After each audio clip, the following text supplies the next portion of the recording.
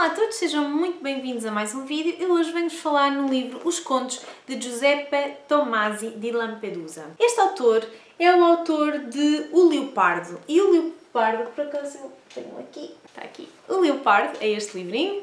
É considerada uma obra-prima a nível mundial, sendo que também existe o filme que também é muito conhecido. Se calhar pessoas assim da minha geração não conhecem tão bem, mas quem anda aqui no mundo da literatura já há alguns anos, de certeza que já ouviu falar no Leopardo, de certeza que já ouviu falar neste autor. Infelizmente, ele não tem o destaque que eu acho que ele mereça.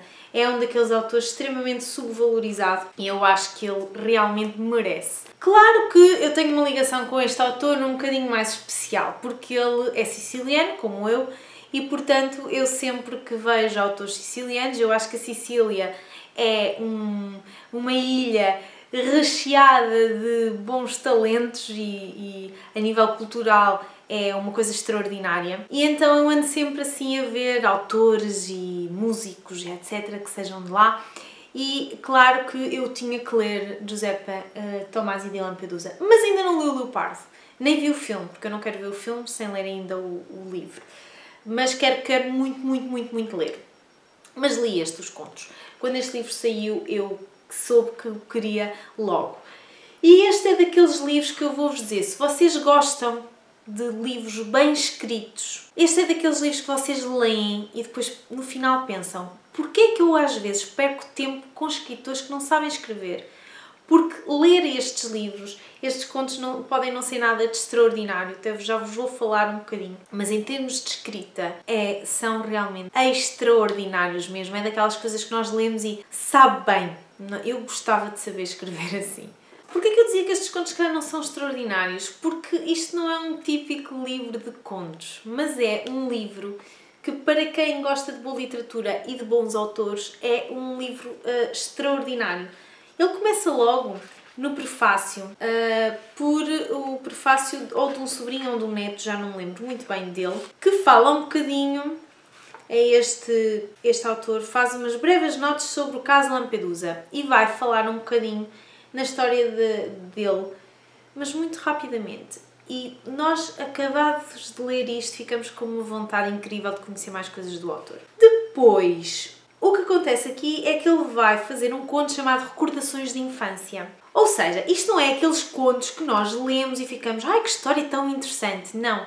Mas é aqueles contos que nós no final pensamos, que história de vida interessante, esta pessoa teve uma história de vida e um contacto com as pessoas e extraordinário. E através destes contos nós ficamos a perceber muito bem como é que se vivia na altura, como é que eram as regras sociais na altura, de uma forma muito simples. Ele não perde muito tempo a explicar, mas a forma como ele explica como é que os seus pais lidavam com os criados, com os vizinhos, como é que eram as visitas, quando eles saíam de casa deles normal e iam para a casa do campo, como é que era suposto ser as regras de se visitar as outras pessoas ou das outras pessoas. Enfim, é riquíssimo. Este livro dá-nos informação riquíssima sobre a época, sobre a altura, sobre a zona, enfim, extraordinário. E a vida deste senhor era de facto extraordinária. Ele era príncipe de Lampedusa. Ele era extremamente rico. Ai, que susto! O meu gato acabou de espirrar e assustou-me imenso. Porque eu estou sozinha em casa, estava a ver quem é que estava a espirrar aqui. A história de vida dele com a mulher dele também é interessante. Enfim, a descrição das casas, a descrição que ele faz da casa de campo é soberba. E depois percebemos que foi na própria vida do autor e na casa do autor e nestas relações que o autor tinha que ele se inspirou para escrever o Leopardo. Então a minha vontade para ler essa obra ainda aumentou mais. Não são contos simples nesse aspecto, mas são contos realmente extraordinários na forma como são escritos e fascinantes na forma como são escritos, e fascinante é a vida deste autor e das pessoas com quem ele se lidava. De facto, vale a pena ler por causa disso.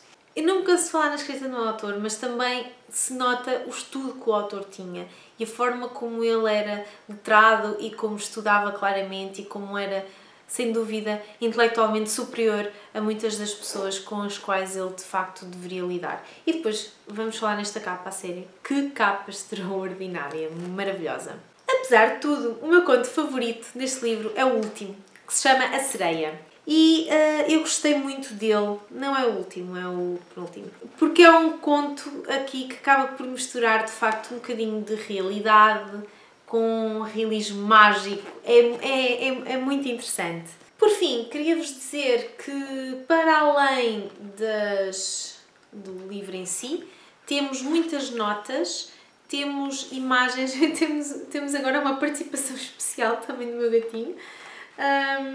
Temos fotografias de notas que o autor foi fazendo, não é, Arancino? Pois é. Então, de facto, temos desenhos que ele fazia das plantas da casa, portanto é de facto um livro bastante completo. Eu gostei muito e queria mesmo falar-vos dele porque acho que este é um autor que merece maior destaque nas nossas estantes. Espero que tenham gostado do vídeo. Vemo-nos no próximo. Tchau! Arancino! Oh, oh!